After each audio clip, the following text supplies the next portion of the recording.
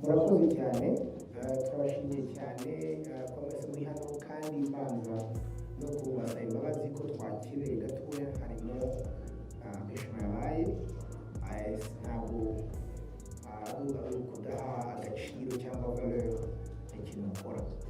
Uyu munsi rero akaba yari press conference ya Bruce Melody. Bruce Melody akaba yaraje kugira ngo kuri concert anezeza abafana biwe. Turazi ko abarundi benshi baramukunda kandi nawe akunda Burundi n'abarundi. Press conference twiteguye hanyuma ntiyaba ariko uyu munsi twagize ngo ibe abaganirize tuganire. Sasa rero abarero mbashimira cyane nkaba mbashima cyane rero yuko mwaje muri ngaha bibaza turaza kuganira hanyuma kinashobora ko tumeze bien ikeke ni sawa agatima ni bien so merci beaucoup. Yes nuko ni coach Gael nibaza yuko je naza no gukoresha mikro cyane kubera akazi kanje nako kuvuga rwose ibyo bintu nimbaho. Reka duhe ijambo nyuma yo kwakira coach Gael manager officiel wa Bruce Melody yakoze show umunsi w'ejo muri kino kibanza nyene turimo.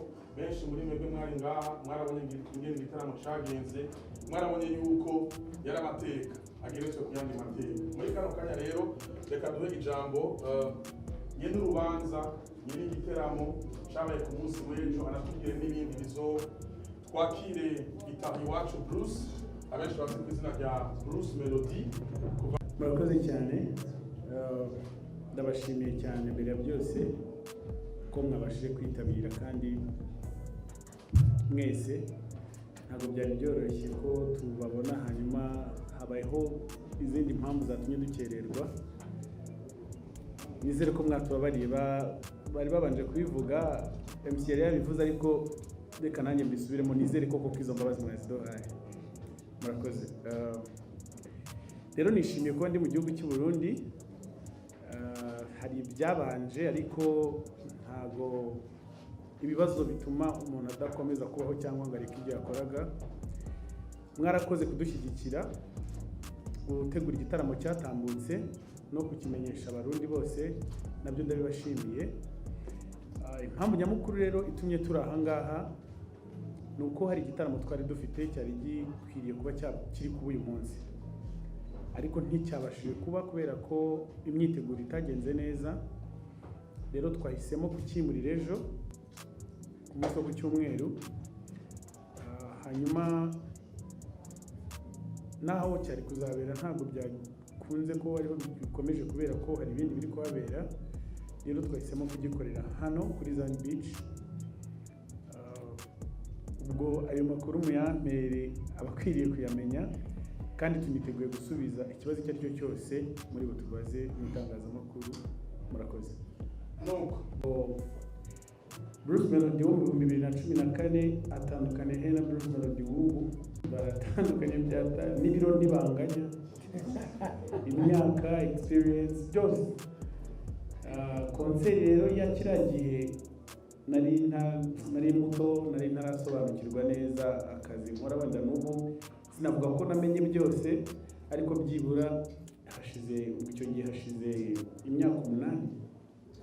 Urumva ko urugendo rwakomeje nakomeje kwiga no kureba ibikenewe ku isoko mbega narakuze muri rusange ntabitinzeho cyane.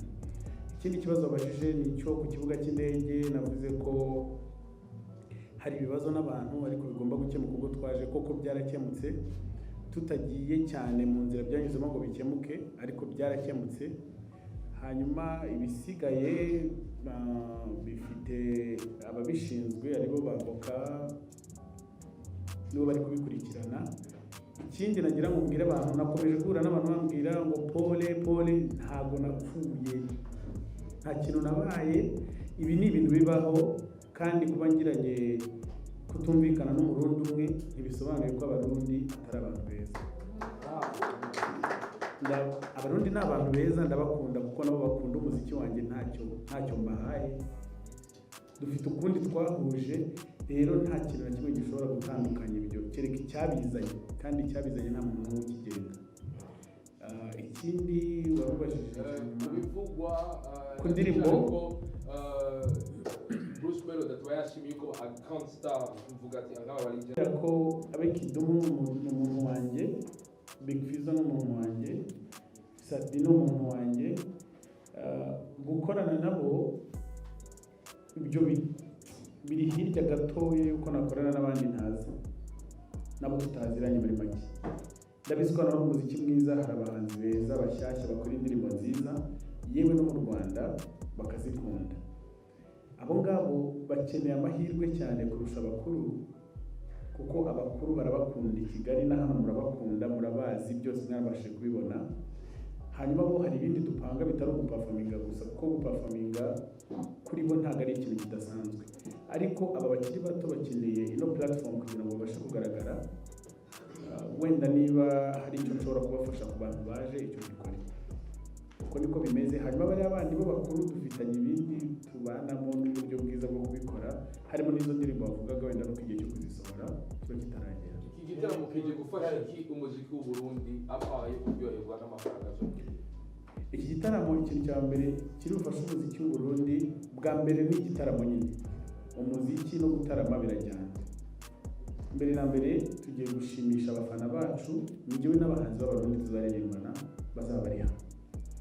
Tugiye kugera imbere y'amaso y'abantu badukunda, tubaha umuziki mwiza.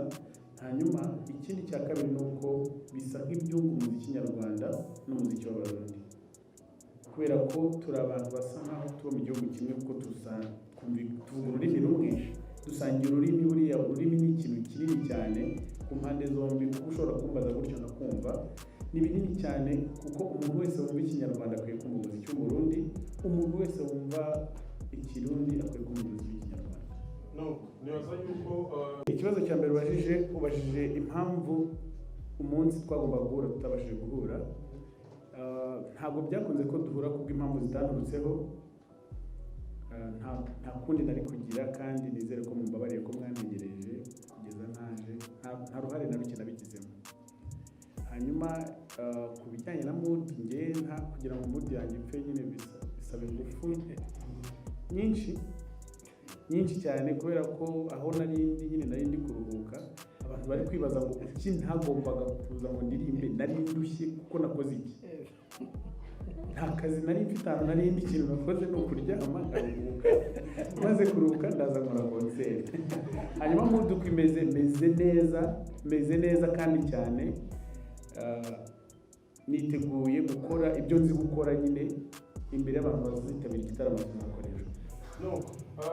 Kuko ariko ibyo uri gutekereza n'ibyo usohora, koko bari abantu bari bababaye, kandi rwose ndabumva cyane, nanjye nari mbabaye. Ariko nanone nyuma y'uko ibyago bitugezeho, nyuma y'uko dufite agahinda kenshi, ubuzima burakomeza. Kandi ibi nari nabitangiye namaze kwaka impushya, namaze gukora process, nari nigeze kure. Iriya posta twagomba kwishyiraho umunsi basohoye ko umuhanzi wacu Ivan Buravan yitabye Imana. Turavuga tuti ntabwo twayisohora uyu munsi, reka dusibe kugira ngo tutazana ibirori kandi hari agahinda mu bantu. Bukeye hitaba Imana Yanga, nabwo turongera turasiba.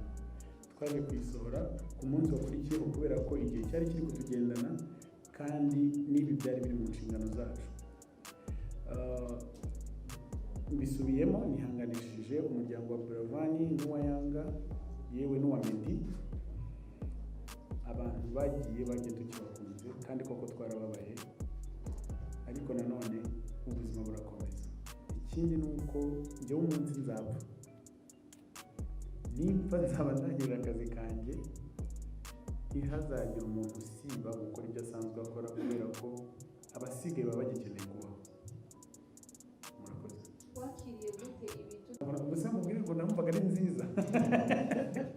Nazakiriye, urumva yari amarangamutima y'abantu, kandi bababaye koko, ndabumva. ndabumva kuko niba ari mu nkweto zanjye ntibumva pressure ndiho, ntibumva akazi kanjye ko kwangana, ariko umubabaro bo barawumvaga neza kuko bari babuze umuntu, kandi koko nanjye nari mbabaye. Rero biriya ntabwo mbifata nk'aho ari abantu babi, mbifata nk'aho umubabaro wabakoresheje nanjye washoboraga kunkoresha wenda gukora n'ikindi. Ndabyumva ijana ku ijana. No, Ismail, ariko kubera nyine ibintu byatubwiye natwe biturutseho habaye mu mashanyarazi menshi muri ibyo bintu, twashakaga gukora ahantu hanini stade cyangwa se ofisiye kugira ngo abantu 15 minutes bashyiraho nimero baririmbire, ariko ntibikunze kuri umwanya dusigaranye n'ibindi dusigaranye. Iyi option yo hano ni isa nkaho yonyine twari dufite, kandi urabona ko kino kibanza sinzi gishobora kugira ngo abantu bitanu bambwiye abantu bahagaze ushobora gushyiramo simbi. Urumva rero kugira ngo tubashe gukora twazamuye gatoya, regular tickets ari 20,000, hanyuma hari na VIP ya 50. turacyatekereza niba maybe tuzakora n'amatebo tukaza kubamenyesha, ariko bizaba ari 50 kandi ikomeje gufasha icy'umuziki w'Uburundi. Ngarutse kuri icyo kintu, Melody yiyumvira gutyo reka dukore concert dushyiremo upcoming artist, nuko nawe nk'umu artist azi aho yavuye ku ukeneye platform. So rero harimo abantu bari very talented twabashakana nabo, tuzaba kumwe natwe, ba D1, Dramati, Berry Music, harimo umupetitiro wacu dukunda cyane Alvin Smith, hanyuma harimo n'abandi bataramenyekana Elpro, nibaza yuko nabaza bahari. So urumva rero niyo mpamvu uyu munsi tuba dusohoka ngaha turashaka gushakisha Ngezeho kare mvuga ko Uburundi n'u Rwanda turi abavandimwe. Niyo mpamvu kugirira ikibazo hano bidasobanuye ko ncitse hano.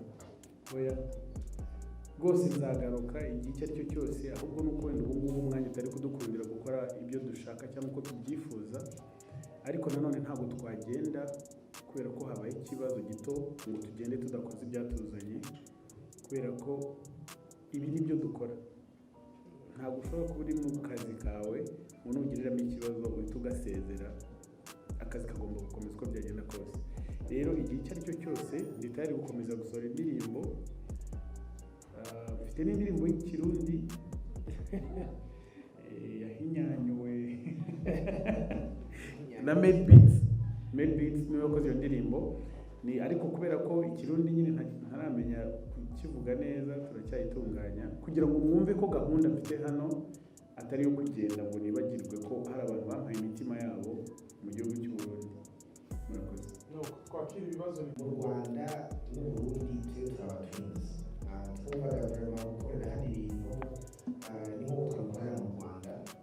Donc reka tugende ahantu usanzwe tugiye rimwe, tuzasubirayo kenshi mu bavandimwe, reka tugende dukore experience, kuko abantu muvuga rumwe muvuga rumwe.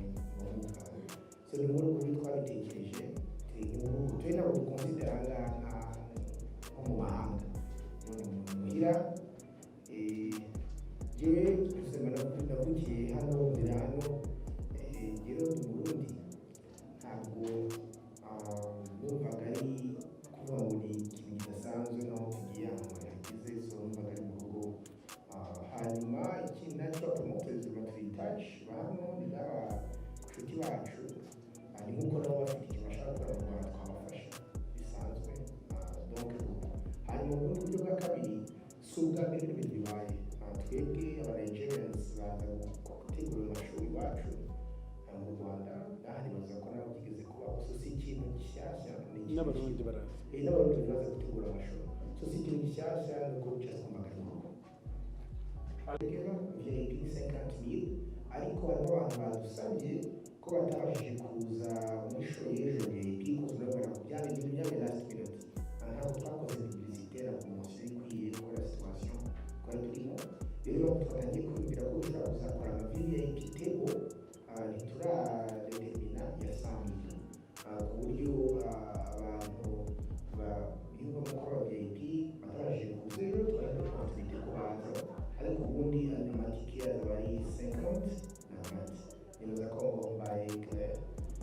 hanyuma ikibazo cya kabiri nari mfite gahunda yo kuzahura n'abahanzi abanyamakuru n'abandi bose bafite aho bahuriye n'imyidagaduro ngo tubashe kuganira turebe ibyo twakora n'uburyo twabikora ariko ntabwo byapfuye ni nayo mpamvu ubu turi kuganira.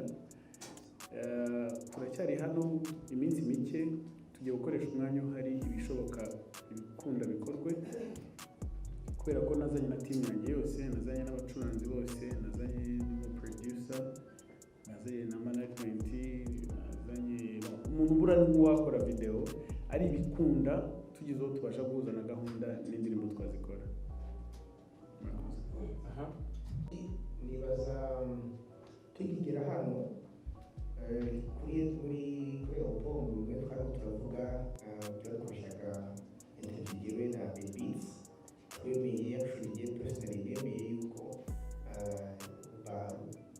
mutore nibaza ko ni mutore abana babiri coming artists bafite gift mu talent mu bavuge hanyuma twemeye personally ngenzuriha amahera yo kugira ngo bakore indirimbo kwa Beats so ni nicyo kintu rwose ni mwitoreye Dramati yari Dramati na D1 nibaza icyo kintu nibaza ko byaciye mu kiganiro cya twagiranye na Promote nibaza ko Beats yamaze gukorana kuri babiri niba ntiyenzi Beats sinzi yaraje kubera ko nibaza ko yigeze kujya muri studio kandi nzi ko yakoranye nawe so yes biri mu nzira. Reka manze nshimire ubuyobozi bw'umujyi wa Bujumbura badufashije gukurikirana ikibazo cyacu bakanaduha ubutabera. Hanyuma amakuru yo mu butabera buriya ntabwo ari amakuru umuntu avuga nk'uko avuga ye. Umwavoka wacu ari hano yitwa Herve arahari, ari hano wenda mwaza kumwegera akagira icyo ababwira kuko we azi amategeko azi n'uko abikora, niyo mpamvu ari uri kubikurikirana. Ibyo mu mategeko n'ibyo mu butabera yabivuga ku ruhande, gusa twe tumeze neza kandi tuzi neza ko hano babyita kwidegembya, turi kwidegembya. Hari ikibazo tubivuga ko twategerezaga gushyira next week ariko twasanze umwanya ni muto kandi Bruce afite tuwongeye kujyamo ko turategura z'ubu dusanga amadate yakoranyije n'ibindi nicyo gituma kuri sande aho dufasha abantu tukageza ku bantu bose twavuga ikibazo cya nyuma cyangwa umuduga nk'uko bivuze akazi kabo ni ugukaraga amapine ukajyana umuntu ahantu agiye. Ubwo rero hano ni hafi iwacu ni Burundi, ntabwo ari kure pe, imodoka iragenda ikagerayo.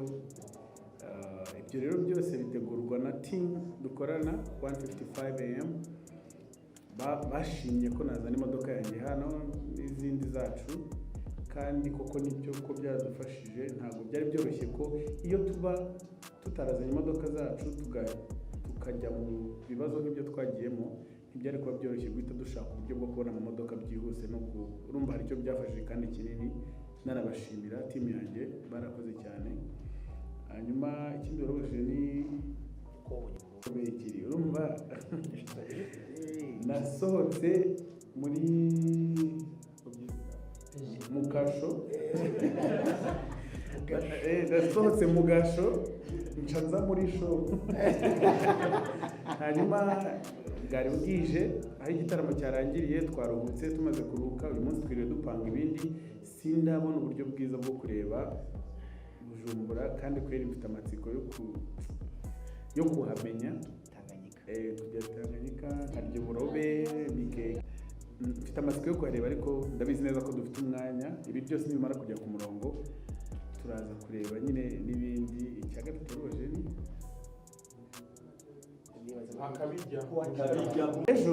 ejo hazaba ibintu byinshi byiza. Nari nateguye ibintu byinshi ariko sinabonye umwanya. Abantu twakoreye concert ejo twayikoze mu gihe gikwiriye kandi cyiza, ariko ntabwo twabashije kwitegura uko twabyifuzaga. Uyu munsi rero bandi yanjye iri hano, sinzi niba mwayibonye, n'abandi bahanzi b'abarundi tuzakorana.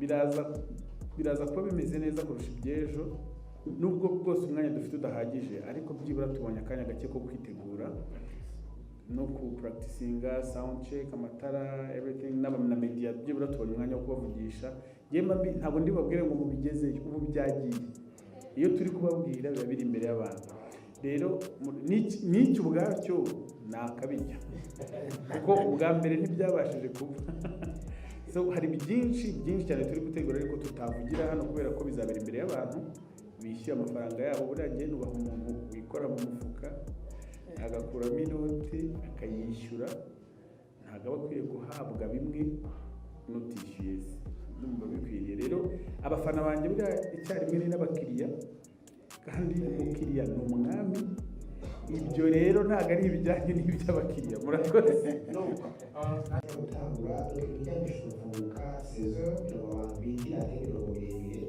hazaba harimo deja ibintu biraba abantu babigira babituramo ariko show itangiye gusigara Zion Beach iruzuye nuko rero mbere muri ubwo rwaruka nashaka mama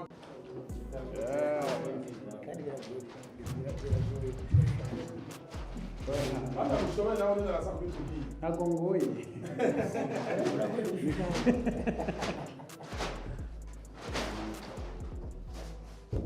yoba yamushoboye cyo tumusaba nansi aze ngaha ayimuhereze Bruce Melody hama baze gufata ifoto imbere y'abanditsi n'abamenyesha amakuru ariko imbere yo bafata ifoto by'ukuri Melody yoba yabishoboye ni njyewe kabisa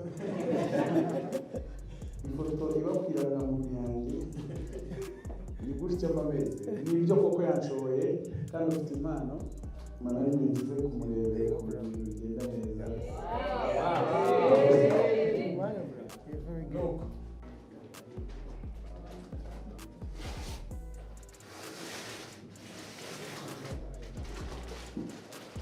bitwa gute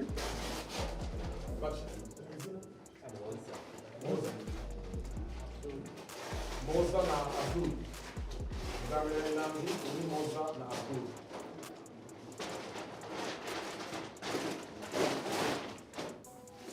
Nabo twasaba bahindukize.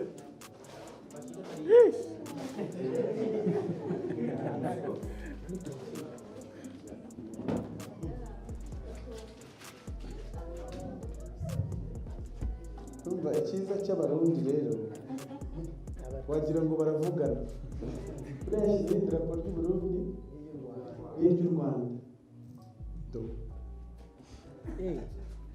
ntabwo bishobora gusa nibyo koko atiba mu mutwe w'umuntu kandi iyo umuntu ari gukora ikintu akunda agikorana imbaraga ze zose aba bantu n'ukuri baranshimishije kandi nishimiye kuba ndaha muri kunyereka urukundo uru rukundo mu mpanye nanjye nzarubasubiza murakoze cyane namwe babarebera ukuntu bigenda